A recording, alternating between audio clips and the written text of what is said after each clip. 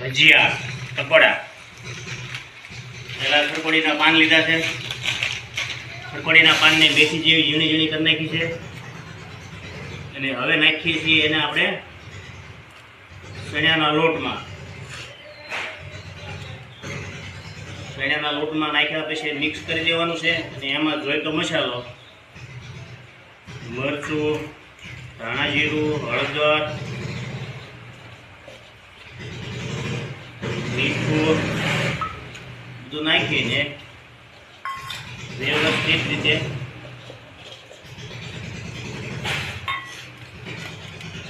બનાવી નાખો. અને પછી બનાવશું આપણે ઝીણા ઝીણા ગોટા બનાવીને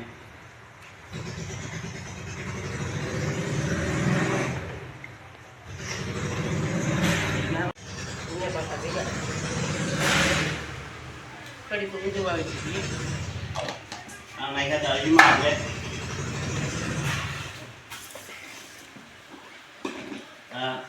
જેને જેવું તીખું ભાવે એ પ્રમાણે મરચું નાખવાનું થોડું થોડું,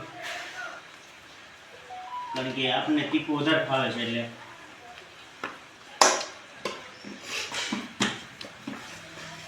અડધ નહીં નાખે તો મરચું થઈ ગયું.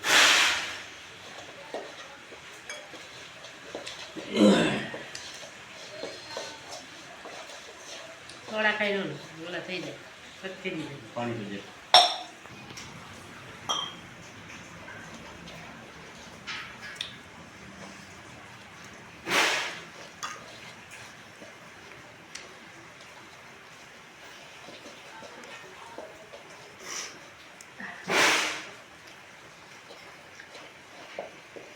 આપણું મટીરિયલ થઈ ગયું છે કમ્પ્લીટ તૈયાર. હવે તેલ ગરમ કરી એટલી વાર છે.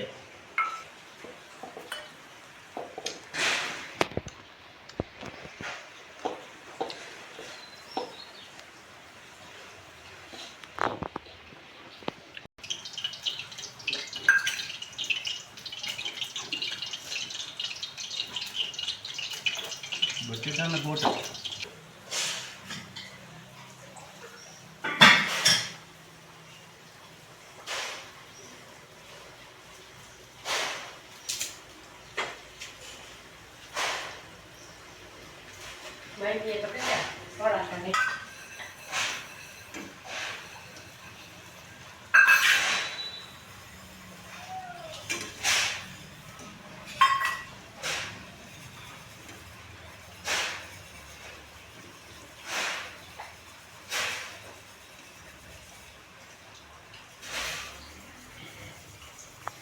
આપણે ભજીયાનો પહેલો ભાગ.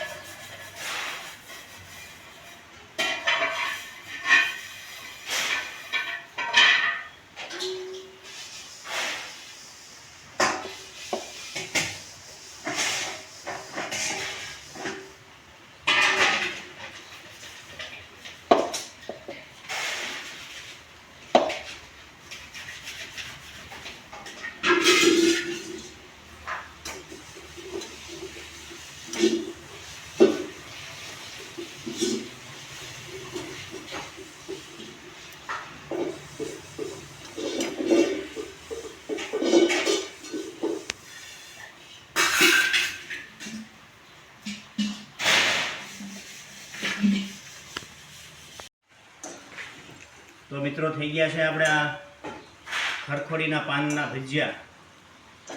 ક્યારેક ટેસ્ટિંગ કરો, ખૂબ મજા આવશે. કારણ કે તમે ક્યારેય આ ખરખોડીના પાનના ભજીયા પકોડા ખાધા નહીં હોય. આ જુઓ મસ્ત એના બની ગયા છે. અને આપણે તો આ વધારે ફાવે છે.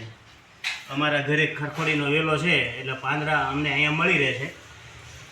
તો તમે ક્યાંય મળી રહે તો તપાસ કરજો અને ન મળે તો કહેજો, અમે તમને અહીંથી વ્યવસ્થા કરી દઈશું.